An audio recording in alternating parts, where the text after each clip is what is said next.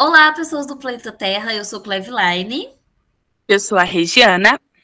e está começando mais um episódio do Diverso e Divergente, um podcast original do Ninféias. Divergente.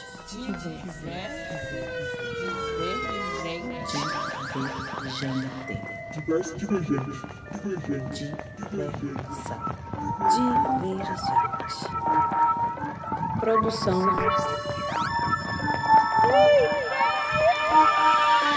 Na boca do mundo todos os caminhos se cruzam. Ninféias. Podcast. Hoje vamos falar sobre saúde mental das mulheres negras. Segundo um relatório da Política Nacional de Saúde Integral da População Negra, o PNSIPN, a população negra tem menos acesso à saúde se comparada à população branca. Além disso, as pessoas de cor preta e parda são destaque entre as que se sentiram discriminadas no serviço do SUS. Mulheres negras continuam sendo a maioria nas mortalidades maternas e enfrentando a violência obstétrica ou outros tipos de violências que afetam a saúde. As questões sociais e o enfrentamento ao racismo também impactam a saúde mental das mulheres negras, que apresentam maior incidência de ansiedade e depressão do que as mulheres brancas. As questões sociais estão intimamente relacionadas ao nível de saúde mental da sociedade como um todo. Trabalhamos para fortalecer pessoas negras, mas a injustiça social ainda é um fator essencial, como a falta de dinheiro, a insegurança e a violência. Então, sem melhorar a causa, é muito desafiador sanar o problema. Hoje vamos falar sobre saúde mental das mulheres negras e, para isso, convidamos Malu. Por favor, Malu, se apresente. Sou Malu Caetano, sou participante do Ninféias, grupo de estudo. Sou do mestrado em artes cênicas, formada em letras, sou doula, sou artista, sou poeta, muitas coisinhas. Estou aí nos meus 27 anos, batalhando em prol dessa luta. Tenho 15 anos de terapia, psicanálise.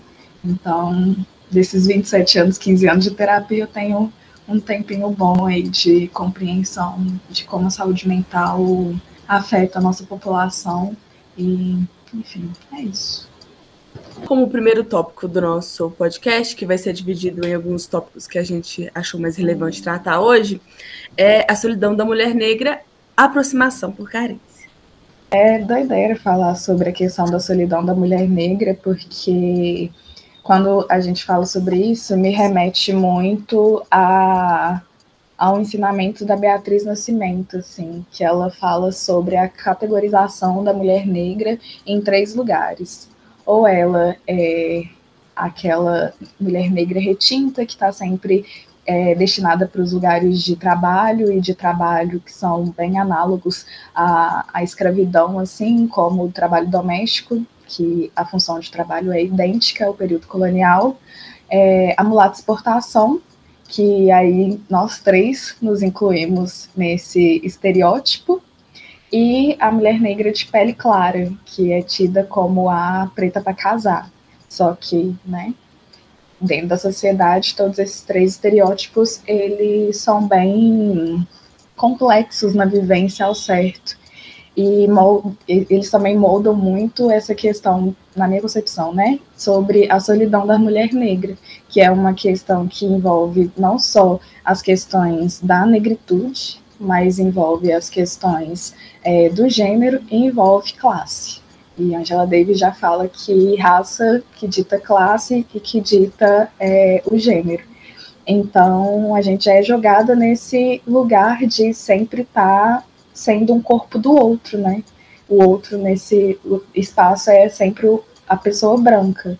Então, essa solidão, ela tem muitos fundos de traumas sociais, e quando bate na gente, nos nossos corpos que são sensíveis e que estão aí num lugar de cuidado absurdo, porque eu fui educada a cuidar do outro, e eu acho que vocês também foram educadas para isso. Então, é passar por todas essas questões sociais e ainda ser educada a cuidar do outro, não a cuidar de si. E aí vem a questão da carência, né? quando a gente só é educada a cuidar do outro e a nunca compreender quais são as nossas dores, as nossas frustrações, as nossas carências, aí a gente abre mão de qualquer coisa em prol do carinho que vem muitas vezes pelo contato sexual, pela hipersexualização, e que faz muitas coisas acontecerem de forma nebulada na nossa compreensão da afetividade, assim, sabe? Eu sou uma mulher que foi abusada desde muito nova, então a primeira compreensão dessa solidão para mim veio na hipersexualização. E nesse corpo que é dado como objeto de prazer para o outro. Então, desde muito nova, passei por alguns abusos sexuais, e isso moldou a minha forma que eu via o meu próprio corpo, a forma que eu via sobre o contato com a sexualidade e a forma que eu recebia afeto. Que aí, depois de ter tudo isso nebulado pelo trauma, eu acabei entrando em várias relações em que estava o ciclo sempre se repetindo, ciclos de abuso psicológico, ciclo de raiva de pessoas que se relacionaram por eu ser uma mulher forte e tá dando conta de tudo, eu dava conta da minha vida, dava conta da vida deles, e aí vem a questão do poder, né? Como utilizar o poder para subjugar o meu corpo, que é um corpo que mesmo na solidão encontrava caminhos. Aí vem a questão dos abusos, e a gente acaba se colocando no lugar de continuar dentro dessas relações para continuar recebendo afeto, porque o afeto já foi tão ensinado a gente de uma maneira difícil, ou de maneira nenhuma, que a gente acaba escolhendo estar em relações a troco de receber quase nada. Já começa como, né? Pedrada.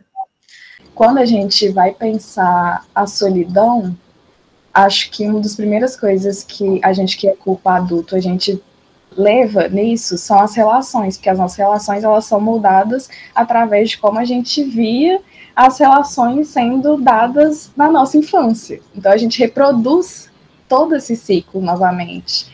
Então, eu já fui para esse ponto, porque, assim, a minha criança, que seguiu exatamente essas coisas, de ser a amiga feia, de ser a única amiga preta ali, etc., ela passou por tudo isso, mas porque esse dado, né, dos três estereótipos das mulheres negras, eles são dados desde sempre. Você nasceu, saiu da barriga de quem te pariu, você já é dada dentro desses 3 estereótipos. Isso que molda o fato de você ser a única amiga preta que é tida como feia.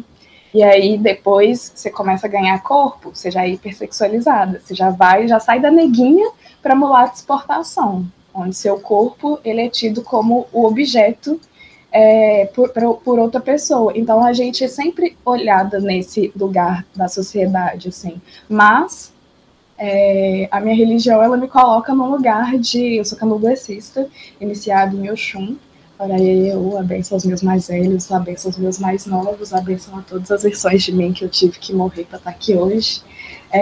Ela me ensina o quanto olhar para o espelho e me reconhecer e ver os meus iguais e compreender a minha negritude nesse outro lugar de ancestralidade me coloca não dentro desses 3 estereótipos.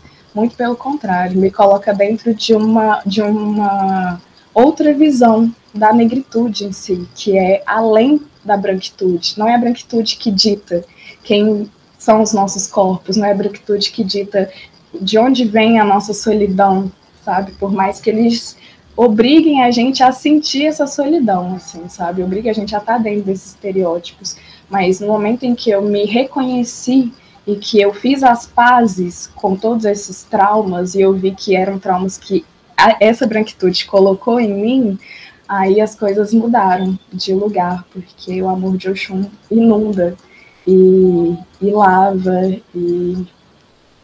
e aí ele acaba fazendo com que outras pessoas também se enxerguem e sejam atingidas por isso. As duas são fruto disso também, assim, sabe? No meio de várias conversas na turma, enquanto vocês estavam na matéria da Nina, né, Texturas Cênicas, Ateliê de Escritas, a gente conversou sobre tópicos que diziam respeito sobre solidão da mulher negra sem a gente precisar necessariamente conversar sobre o tópico em si, mas a gente estava trocando vivências, sabe? E nessa troca de vivências, as marcas de como a branquitude afetou a negritude de vocês e colocou vocês nesse lugar de solidão foram apontadas, muito bem apontadas e explícitas. Vocês começaram a trabalhar isso com uma outra visão, uma visão da diáspora, uma visão da ancestralidade, por mais que vocês não façam parte da mesma religião que eu, vocês foram afetadas por essa ancestralidade, por esse outro olhar, o olhar do espelho de Oxum, né, do Abebé de Oxum, não o espelho narcísico, né, que olha para ali e não se reconhece, muito pelo contrário. Vocês estão se olhando e lidando com a solidão de vocês e com esses traumas da infância, de ser a amiga feia, de ser a neguinha, de ser hipersexualizada em um outro lugar, assim, sabe? A gente está sempre nesse lugar do cuidado do outro, sabe? Tipo, a gente não vai se colocar em primeiro lugar nisso. O nosso desejo de conhecer, de ter amizades, etc., ele sempre está num segundo plano, porque no primeiro plano a gente tem que estar cuidando daquela pessoa, a gente tem que estar agradando para poder ser vista como alguém que vai poder receber um mínimo de afeto. E aí esse afeto vem como? Ela é prestativa, ela faz as coisas, ela pode me ajudar a fazer isso. Ela sabe como fazer, como sentir, então eu vou estar ali. Ela sabe como ouvir, então eu vou descarregar todos os meus pensamentos em cima dela, porque ela vai processar. A vida dela não me importa, os traumas dela não me importa, as dores dela não me importa. Me importa ela estar ali me prestando apoio. Tu bateu fundo agora, porque eu sempre fui essa pessoa. Eu sempre tive uma fama de psicóloga, mas aí as pessoas sempre, as minhas amizades, elas sempre sabiam muito pouco da minha vida. Porque chegava e... eu falava, oh, com certeza. Só que eu acho que não é porque eu seria uma boa psicóloga, mas acho que eu já fui tanto essa pessoa que eu fiquei boa. Mas... E assim, o quanto que você ficou boa para resolver as suas próprias questões, por exemplo? Nem um pouco. Acho que eu fiquei prática em ignorá-las. E aí... Assim como te ensinaram a fazer, de estar sempre nesse lugar, né? Olha de só você estar... Né? E isso foi... esse tipo dessa educação é uma educação que ela é dada no silêncio, né? Ninguém chegou para mim e falou, você tem que cuidar. Eu vi a minha mãe na função sempre de cuidadora, tá ligado? Eu vi outras mulheres negras na minha vida nessa função sempre. Então, a gente aprende pelo olhar, né? A gente aprende na repetição. Então, eu não fui educada. Sempre tive muito problema em dizer não. E aí é onde vem essa questão do querer agradar, né? E isso muito em amizades e tal. E aí não importa qual fosse o horário, qual fosse a demanda, eu era aquela pessoa que ia estar toda reganhada para servir, sabe? Independente assim, do que você estivesse passando e sentindo, né? Aquela pessoa que pega seus problemas, bota aqui no bolso, vamos resolver o seu então, colega. E aí eu tive muitas questões de sair de situações para não desagradar, porque a pessoa não vai querer ser minha amiga. Mas é o que eu falo pra Claire, do que serve uma amizade, que você não pode contar quando você tá lascado, que você não pode você não pode falar um não, em que se constrói essa amizade, né? Olha, esse movimento que, não sei se a Regiana tá fazendo, mas que a Claire Line já começou, que é da terapia, é um movimento de autocuidado muito bom, sabe? É difícil lidar com o que mora dentro dos nossos silêncios, e a gente nunca se sentiu pertencente de falar, sabe? A minha psicóloga, minha antiga psicóloga, a Flávia, é um anjo.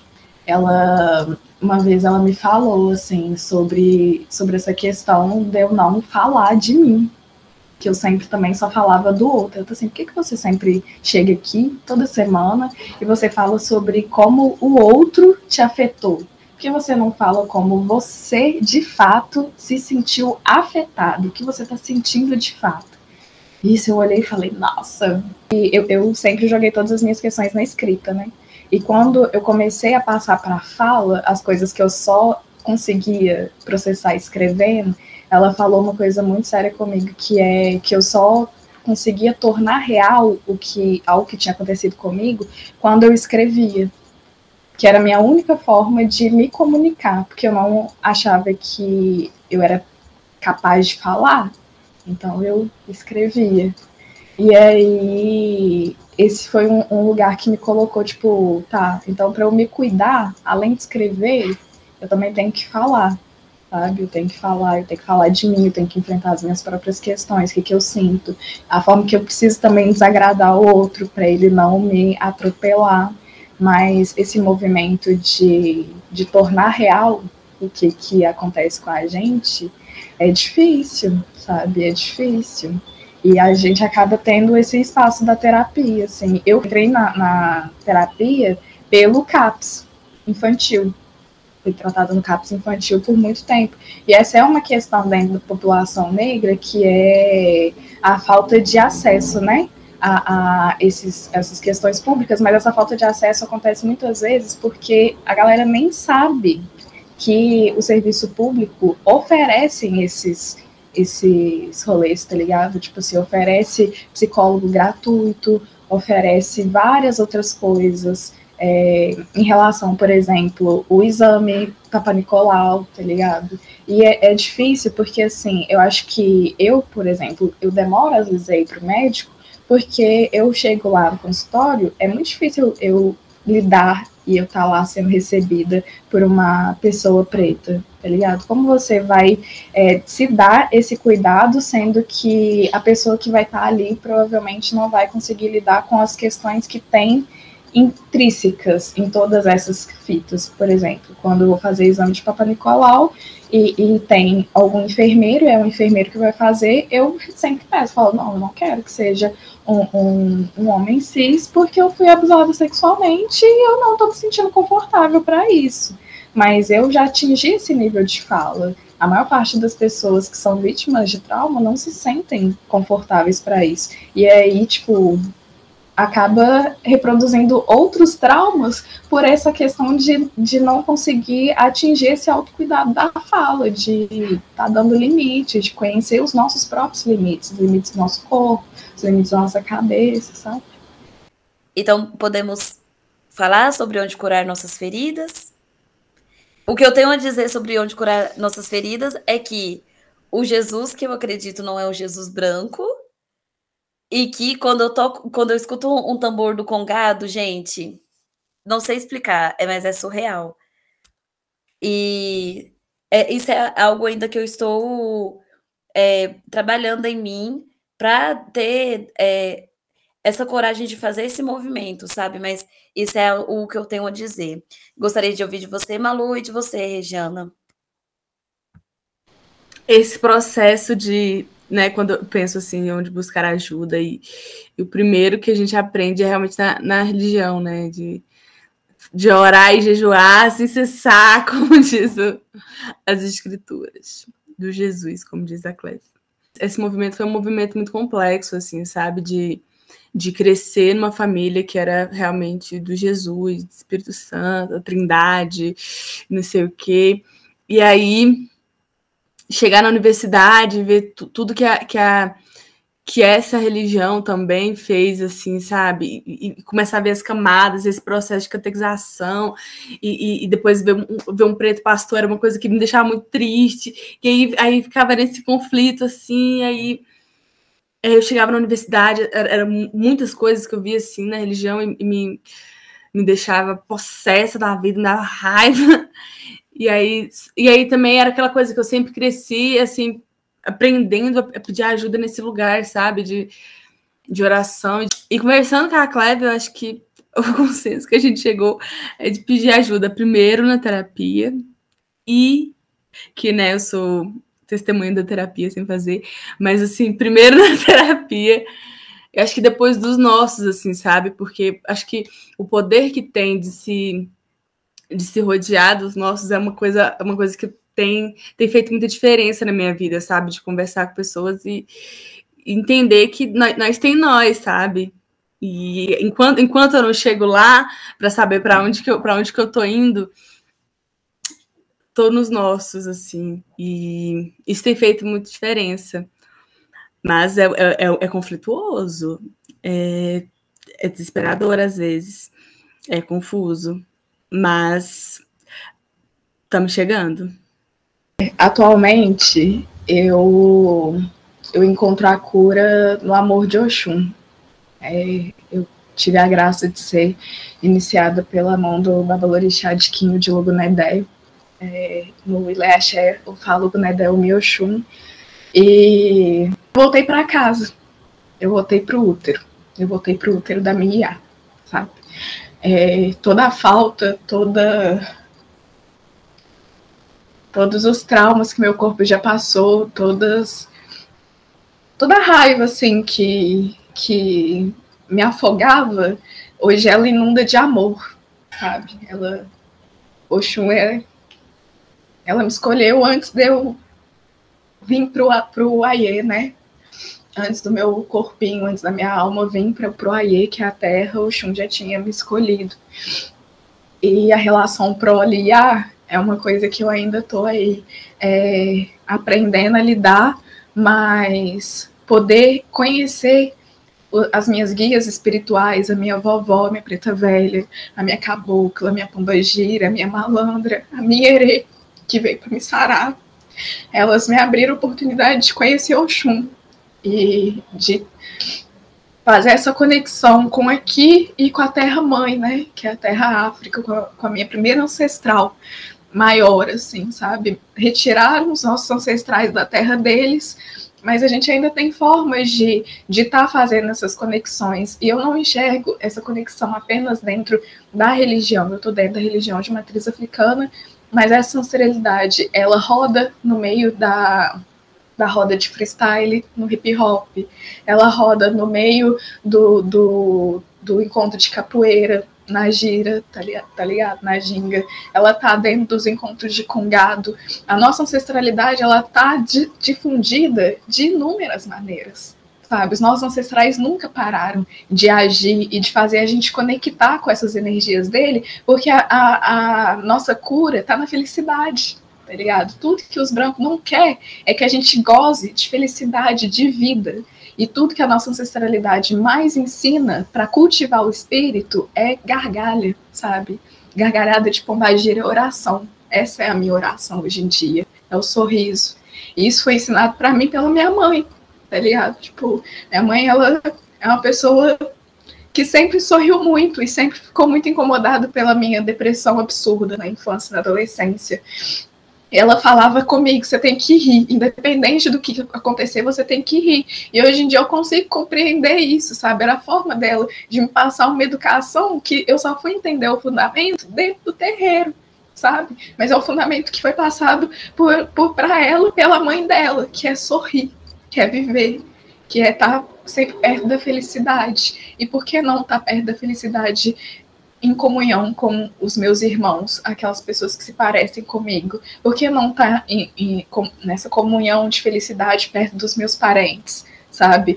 Por que não estar perto dessa comunhão, tirando de mim tudo que a colonização colocou no meu corpo contra a minha vontade?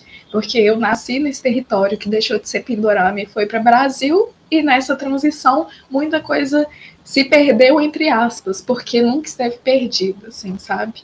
O umbigo que foi enterrado lá no terreiro da minha avó faz conexão com terra lá de África, tá ligado? E, assim, é isso. Essa ancestralidade, ela nunca foi perdida. Ela nunca vai ser perdida. Mas cabe a cada um compreender como cultivar o próprio espírito. O meu espírito, ele é cultivado dentro do axé, graças a esses caminhos todos, graças aos encantados que cuidam de mim e que me ensinam que tá tudo bem, eu ser assim, eu ser médium, que tá tudo bem eu vivenciar o amor da maneira que eu vivencio e ser uma pessoa não monogâmica e tá aí em alguns bons relacionamentos com pessoas completamente diferentes e que tá tudo bem eu ser vulnerável, que é me colocar em uma posição vulnerável que vai fazer outras pessoas verem que elas têm esse poder também. E a minha cura tá em estar aqui falando com vocês, tá ligado? Porque eu conheci vocês bem na sala de aula. E ainda é muito doido para mim, assim, pensar o que é reproduzir a prática que eu desenvolvi graças à turma de vocês, graças à forma que vocês afetaram o meu corpo e graças à falta de cultivar o espírito que eu senti, assim, em vocês, sabe? Vocês cultivaram o meu espírito com essa falta e é uma graça. É uma dádiva enorme poder cultivar o espírito de vocês com o pouco de conhecimento que eu adquiri nesses 27 anos, sabe? Então eu só quero agradecer esse espaço, agradecer a paciência, o cuidado, agradecer vocês estarem enfrentando seus traumas para dias melhores, assim, sabe? Porque a calma que hoje em dia eu tenho no meu corpo, no meu ori, principalmente, é uma calma que é o que eu desejo para vocês, assim, sabe? Ai, gente. Bom, acho que não tem nem mais o que dizer, né? Obrigada, Malu, pela troca, pela disponibilidade também, pelos ensinamentos. É sempre bom trocar com você, é sempre bom trocar com você, Regiana. Muito obrigada, eu já nem sei o que falar depois dessa. Muito emocionante, sempre, né? São muitas emoções. Tudo fica à flor da pele quando a gente se reúne, assim. Mas muito obrigada pela escuta, muito obrigada pela troca. Eu não sei mais o que dizer. Regiana, passo a palavra para você. Eu sempre sou muito, muito grata, sabe? Todas as vezes que a gente se encontra, seja juntas ou separadas, assim, sempre quando eu vejo vocês, eu olho muito para dentro, assim, sabe? E que coisa. A gente fica pensando, né? Pensando várias coisas, mas eu fico muito feliz que esse encontro aconteceu. Eu espero que os nossos ouvintes tenham aproveitado muito desse bate-papo. E é isso. Obrigada. Essa é mais uma produção do Ninféias, Núcleo de Investigações Feministas, com apoio da Praxe e da Proex.